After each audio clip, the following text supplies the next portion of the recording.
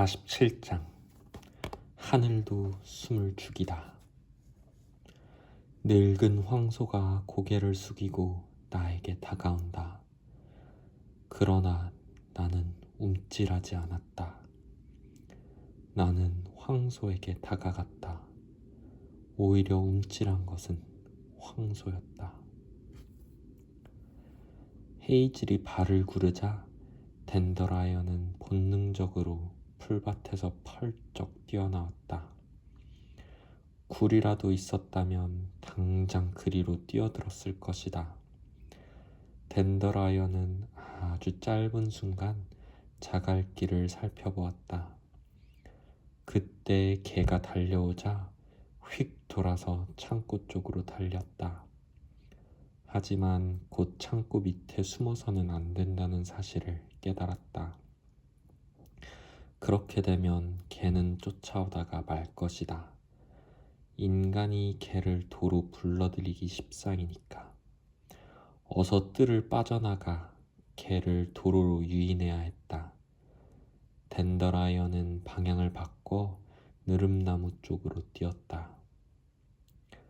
개는 뜻밖에도 바짝 뒤쫓아왔다. 개의 거친 숨소리와 발밑에서 자갈 퉁겨나가는 소리가 들려왔다. 놈은 너무 빨라. 이러다간 붙잡히겠어. 개는 금방이라도 댄더라이언을 덮쳐 나뒹굴게 한 다음 등을 물어 숨통을 끊어놓고 말 것이다. 댄더라이언은 산토끼들이 따라잡힐 듯 말 듯한 순간이면 민첩하게 돌아서 오던 길을 되짚어가는 방법으로 개를 따돌린다는 사실을 알고 있었다. 댄더라이언은 필사적으로 생각했다. 나도 그렇게 해야 돼. 하지만 놈이 나를 쫓아 길을 오르락내리락 하는 동안 인간이 나타나서 부르면 어떡하지? 아니면 놈이 쫓아올 수 없게 산울타리로 들어가야 하는데 그랬다가는 모든 계획이 실패로 돌아가고 말 거야.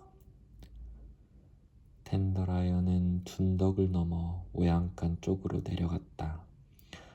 헤이즐에게 지시를 받았을 때에는 개가 쫓아오도록 앞장서서 달리면 되겠거니 했다. 하지만 지금은 오로지 살기 위해서 뛰었고 오래 못 버티는 줄 알면서도 죽을 힘을 다해 달렸다. 실제로 댄더라이언이 외양간까지 300m가량을 뛰는 데는 30초도 안 걸렸다. 하지만 외양간 입구에 있는 밀집 더미에 이르렀을 때는 그 시간이 영원처럼 느껴졌다. 헤이즐이랑 농가 뜰에 있었던 것이 까마득한 옛일 같았다. 평생 동안 등 뒤에서 쫓아오는 개의 숨결을 느끼며 공포에 질린 채 달려온 것 같았다. 외양간 문 안쪽에서 큼직한 쥐가 쪼르르 지나가자 개가 잠시 멈춰섰다. 댄더라이언은 그 틈에 가까운 헛간에 들어가 다짜고짜 집더미 아래쪽 두 집단 사이로 뛰어들었다.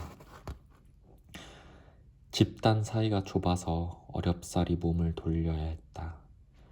개가 곧 뒤쫓아와 낑낑거리며 집단 아래쪽을 따라 냄새를 맡으면서 미친 듯이 긁어대고 지푸라기가 날리도록 집단을 헤집었다. 바로 옆에 있는 집단에서 젊은 쥐가 말했다. 가만히 있어. 금방 가. 걔는 고양이랑 달라. 댄더라이언은 흰 자위를 드러내며 헐떡거렸다. 그게 문제야. 걔는 날 쫓아와야 돼. 한시가 급하단 말이야. 쥐가 어리둥절해서 물었다. 무슨 소리? 댄더라이언은 대답도 없이 다른 집더미로 옮겨가서 잠시 마음을 다잡고는 다시 뛰쳐나가 뜰을 가로질러 반대편 헛간으로 달렸다. 문이 열려 있어서 곧장 헛간으로 들어가 판자로 둘러쳐진 뒤쪽으로 갔다. 판자 끝이 부서져 생긴 틈으로 빠져나와 들판으로 나왔다. 개가 뒤따라와서 판자 틈으로 고개를 내밀고 몸을 밀어대며 격렬하게 지저댔다. 헐거워진 판자가 차츰 뚜껑처럼 위로 젖혀지면서 개가 빠져나왔다. 덴더라이언은 탁 트인 들판을 지나 도로 옆 산울타리로 달려갔다. 속도가 느려지는 것이 느껴졌지만 그건 개도 마찬가지였다. 덴더라이언은 산울타리 가운데 무성한 곳을 뚫고 지나가 도로를 건넜다. 저편 둔덕에서 블랙베리가 덴더라이언을 보고 달려왔다. 덴더라이언은 지칠 대로 지쳐 도랑 속으로 들어갔다. 개는 6미터도 안 떨어진 산울타리 뒤쪽에서 뚫고 나올 곳을 찾지 못해 헤매고 있었다. 덴더라이언이 숨을 몰아쉬며 말했다. 생각보다 훨씬 빨라.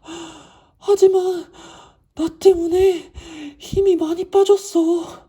난 더 못해. 어디 가서 숨어야겠어. 난 할 만큼 했어. 블랙베리는 잔뜩 겁을 먹은 표정이었다.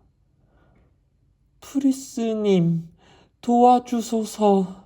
난 도저히 못할 거야.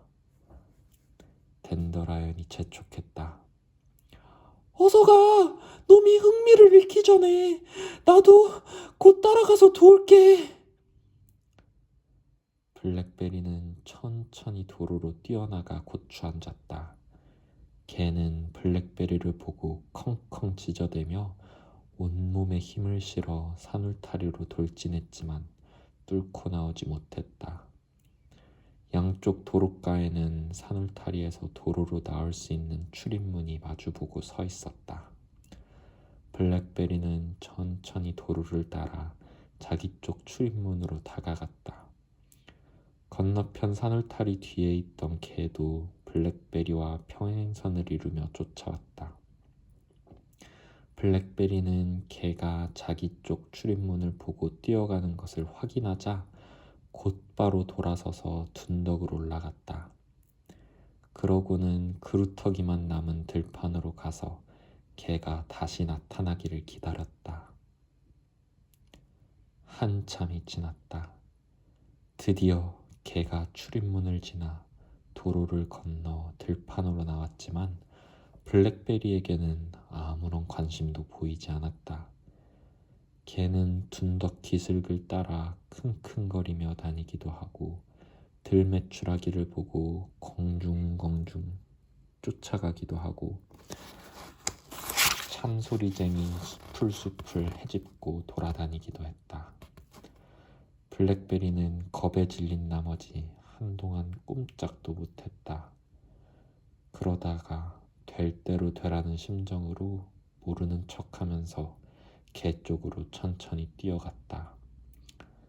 개는 당장 쫓아오더니 이내 흥미를 잃은 듯 다시 땅에 코를 박고 킁킁거리며 돌아다녔다. 블랙베리가 어쩔 줄 몰라 하고 있는데 드디어 개가 끊어진 목줄을 질질 끌며 밭으로 들어왔다. 개는 줄줄이 늘어선 집단 옆을 슬렁슬렁 돌아다니며 찍찍거리는 소리나 바스락거리는 소리가 날 때마다 집단을 덮치곤 했다. 블랙베리는 밀집단 뒤에 숨어서 나란히 개를 따라갔다. 그렇게 해서 언덕 기슭까지 절반이 남은 지점인 전신주에 이르렀다. 거기서 덴더라이언이 블랙베리를 따라잡았다. 너무 느려, 블랙베리. 빨리 가야 해. 비귀기 죽었을지도 몰라. 느리긴 하지만 언덕 쪽으로 가고 있잖아. 처음부터 개가 나를 쫓아오질 않았다고. 개가 빠르게 언덕으로 뛰어 올라오지 않으면 기습 공격이 안 돼. 자, 나랑 함께 유인해 보자. 일단 개 앞으로 나가야 해. 두 토끼는 재빨리 밭을 지나 나무들 쪽으로 다가갔다. 그러고는 돌아서서 개가 훤히 볼 수 있도록 앞쪽을 가로질러 갔다. 개도 이번에는 당장 쫓아왔고 두 토끼가 언덕 기슭 덤불숲에 도착했을 무렵 개하고의 거리는 10미터도 채 안 되었다. 언덕을 오를 때 개가 딱총나무 덤불을 헤치며 쫓아오는 소리가 들렸다. 개는 컹 하고 짖고는 숨지도 않고 달아나는 토끼들을 쫓아 가파른 언덕을 오르기 시작했다. 피가 비극의 목을 타고 앞다리로 흘러내렸다. 비극은 흙더미 위에 웅크리고 있는 운두어트가 언제라도 덤벼들리라 예상하며 잠시도 눈을 떼지 않고 지켜보았다. 뒤에서 누군가 움직이는 기척이 들렸지만 굴길이 좁아서 뒤를 돌아보지 못했다. 어차피 위험해서 돌아볼 상황도 아니었다. 다들 괜찮아? 홀리가 대답했다. 괜찮아. 비극, 이젠 나랑 교대하자. 넌 쉬어야 해. 비극이 헐떡거리며 말했다. 안 돼! 내 옆으로 지나갈 자리가 없어. 더구나 내가 물러서면 저놈이 따라올 거야. 그러면 굴 안을 마음대로 휘젓고 다니게 돼. 나한테 맡겨둬. 내가 알아서 할게. 비빅은 이렇게 좁은 굴길에서는 자기 시체도 큰 장애물이 될 거라고 생각했다.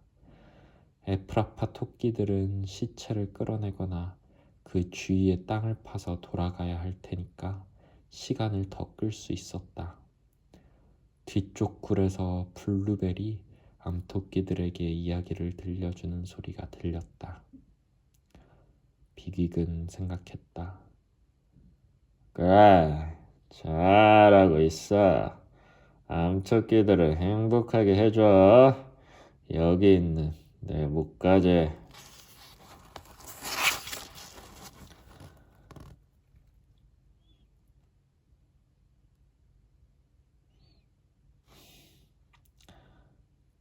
그러자 엘러라이라가 여우에게 말했어. 여우 냄새가 나는 걸 보니 넌 여우일지도 모르지만 난 물속에서 네 미래를 점칠 수 있다. 운두어트가 갑자기 입을 열었다. 슬라일레, 왜 목숨을 버리려고 하나? 지금이라도 마음만 먹으면 팔팔한 토끼를 하나씩 들여보내 너와 싸우게 할 수도 있어. 하지만 넌 죽이기가 아깝다. 에프라파로 가자. 네가 원한다면 어떤 표적반의 대장이라도 시켜주마. 약속한다. 비빅이 대답했다. 쉘플레이 헤라카. 엠블리아라. 여우가 대답했어. 하하, 점을 친다고. 그럼 물속에 뭐가 보이는가, 친구야?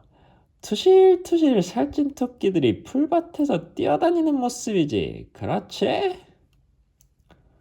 운두어트가 말했다. 좋아. 하지만 기억해라, 슬라일리. 너만 원한다면 언제든지 쓸데없는 짓을 그만둘 수 있다는 걸. 엘러라이라가 대답했어. 아니, 물속에 보이는 건 살찐 토끼가 아니야. 우리의 적이 날쌘 사냥개들한테 쫓겨서 죽어라고 도망치는 광경이지. 비빅은 자기가 죽든 살든 이 굴길 안에서는 큰 장애물이라는 사실을 운두어트도 잘 알고 있음을 깨달았다. 너만 내 발로 나가기를 바라는건? 하지만 내가 여기서 갈 곳은 에프라퍼가 아니라 인내다. 갑자기 운두어트가 앞으로 몸을 날려 나무에서 떨어지는 가지처럼 비귀의 정면에 내려섰다.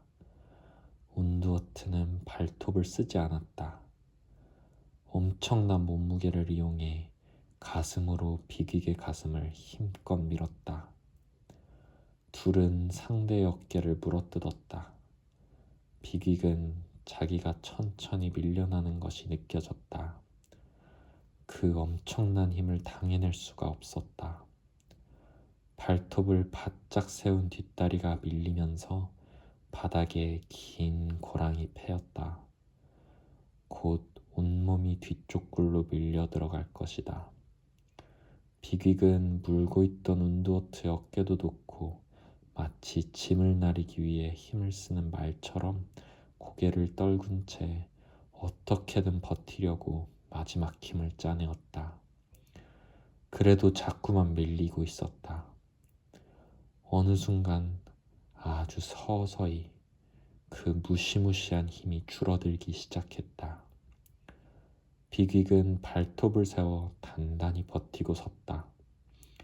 비귀의 등에 이빨을 받고 있던 운두어트는 숨이 막혀서 코를 킁킁거렸다.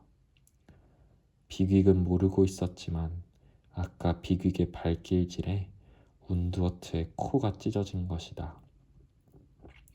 운두어트는 콧속이 피로 흥건한 데다 입은 비귀를 물고 있었던 탓에 숨쉬기가 곤란했다.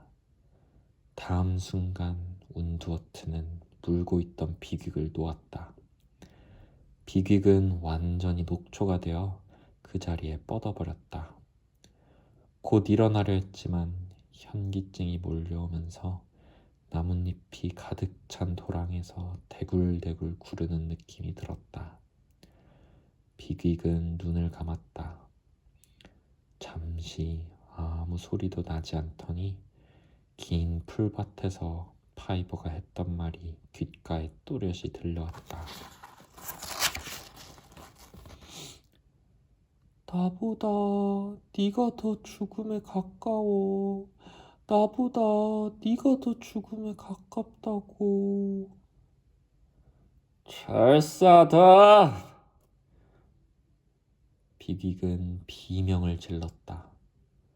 그러고는 벌떡 일어나 눈을 떴다. 굴길은 텅 비어 있었다. 운두어트는 사라지고 없었다.